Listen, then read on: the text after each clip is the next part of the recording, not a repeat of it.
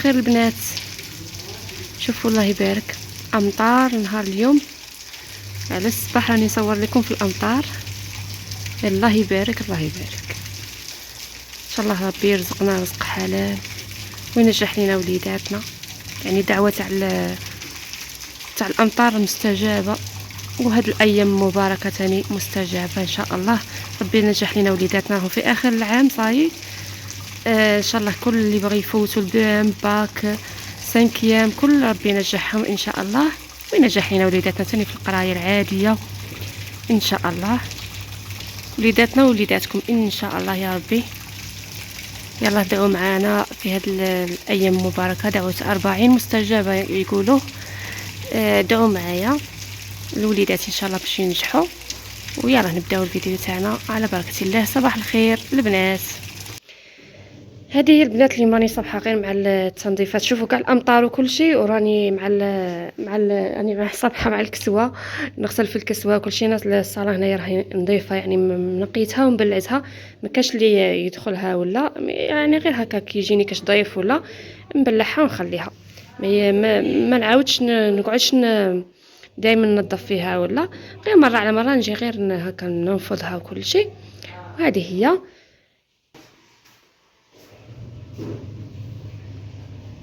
وهذه هي البنات. كما قلت لكم راني مع الغسيل تاع الكسوه. هذه الكسوه تاع العيد البنات. قلت نغسلها لهم باش نخليها لهم للدخول كي يدخلوا للدخول المدرسي، نعاود نلبسها لهم تكون نقيه.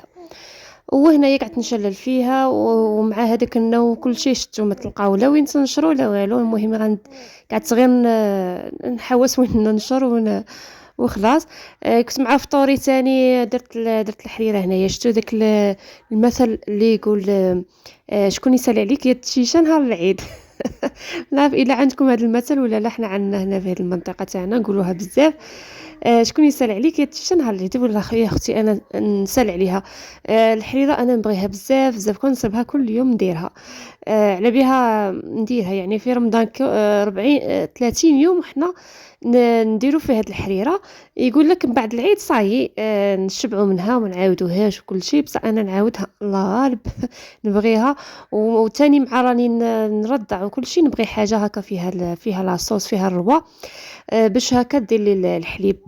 والبنات راح نعطيكم نصائح للمرضعات، يعني اللي يكونوا عندهم اللي يكونوا يرضعوا، باش يجيكم الحليب في يعني يجيكم الحليب مليح وكل شيء.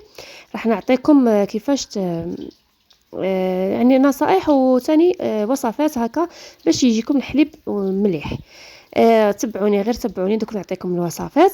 هذه هي. المهم كما قلت لكم راني هنايا القش. شوفي انا عندي هنايا الحوش، جهه فيها الضاله يعني مضاليه، وجهه ما فيهاش الضاله، يعني الجهه اللي فيها الضاله يعني دايره فيها هذا وين السلك هذاك وين ننشروا كل شيء. نشرت نص القش هذاك نصه، يعني قعدت غير ننشر ما نشرتش مليح وكل شيء. المهم ستفت يعني هكا كميه تاع القش هكا باش نستفاد. يعني كان غير يقطرولي من هذيك الماء تاعهم، ولا يعني غير المهم ماشي شرط ينشفوا لي كاع كامل. من بعد نشفهم غير عند البوال. المهم ينشفوا لي يتقطروا لي من هذاك الماء تاعهم. ونص الاخر يعني نشرته في الكراج. هذه هي الكراج تاني دايره فيه سلك كيما هكا وننشر فيه. هذا مكان. المهم هنايا كما قلت لكم كنت مع الحريره، درت سلطه تاع الرز ودرت المطلوع. درت هنايا مطليعات هكا مع الحريره. انا نبغي يعني ما كي ندير حريره ولا شوربه نبغي معها هكا مطلوع غير خفيف. انا هذا المطلوع شويه جريته على بها راه يتلاصق في الايد. المهم درته غير تاع طاجين الشباك، ويخرج بزاف شباب. راني درت لكم بزاف وصفات تاع خبز مطلوع. وإلا بغيتوا هاد الوصفه تاع خبز الشباك خبروني نعطيها لكم، يعني بزاف خفيف وشباب. وهذه هي يعني كما قلت لكم درت انا ووليداتي غير حريره مع سلطه تاع الرز. الوصفات تاع الحليب كما قلت لكم البنات. شوفوا انا هنايا عندي هاد العشبه هذه، يعني طاحنتها هنايا نشريته. اسمه الانجبار. لنجبار. هذا لنجبار البنات انا شريته مطحون، بغيتو تشروه وتنقوه وتطحنوه لروحكم، بغيتو تشروه مطحون وواجد. شوفوا انا في نفاسي كنت دايرته في عقده، يعني كنت دايره المكسرات ملمتهم وهذا النجبار وحب الرشاد وكل شيء، دايرتهم كاع طحنتهم مع بعض ولمتهم بالعسل وزيت الزيتون وناكل منهم. يعني كان جايني الحليب الله يبارك، يعني مليح. وكي كملت لي هاد العقده قلت مره واحده اخرى نعاودها. قبل يعني من ما عاودتهاش يعني شوفوا تقعدوا غير تزاهدوا، الواحد يقعد غير يزاهد في حاجه المليحه. قبل ما نعاودها المهم قلت كل ما ندير حاجه هكا تاع حريره ولا شوربه ولا حاجه ندير هاد النجبر حطيته نحطه قدامي كما هكا، وندير نصف ملعقه في الغرفيه تاعي وناكله. يعني هاد النجبر مليح بزاف بزاف للحليب ومليح للصحه تاني. يقول لك النجبر يجبر العظم. هذه هي. وهنايا تاني كاين تاني الحب الرشاد. حب الرشاد ما ينطحنش البنات، يتكلكي داك حب. حب الرشاد هو اللي جاي حبيبات صغار جايين حمر. ما وريته لكمش في الصوره، بصح الا بغيتو خبروني ونوريه لكم. المهم اسمه راه باين، يعني تروحوا عند العشاب تقول اعطيني النجبر ولا حب الرشاد يعطيه لكم، يعني هو يعرفه. حب الرشاد هذا البنات الا ما درتوش في العقده كما قلت لكم، ثاني هو ترفدوا هكا ملعقه صغيره، ديروها في كاس حليب يكون دافي، تخلطوه وتشربوه. تشربوه ملعقه صباح ملعقه عشيه وهي ماشيه. يعني ثاني هو مليح بزاف للحليب ويدير لكم الحليب.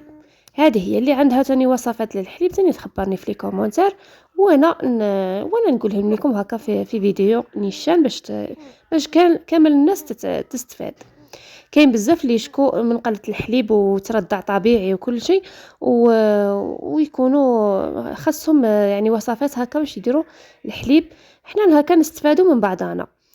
هنايا في الاخير البنات كيبقاو لي الماعين. انا كنت عاد مع الكسوه مال انا وات بناتي، يعني كنت نحفظ فيهم بصح سيرتو بنتي اللي عندها 5 ايام كنت نحفظ فيها، وولدي ثاني عنده 4 ايام ثاني هو راه يحفظ. مهم كنت نحفظ فيهم. من لقيت روحي حاصله يعني قلت لهم غير نوضوا غسلوا معايا الماعين، وكنت انا نكمل في الكسوه. جبناها مع الزوج كملنا ودرنا القيلوله تاعنا وهي ماشيه. يعني هذه هي روتين خفيف ظريف بغيت نطلع لكم روتين بعد العيد. ان شاء الله يكون عجبكم الفيديو تاع اليوم وتشاركوني وصفاتكم، والى اللقاء الى فيديو اخر ان شاء الله.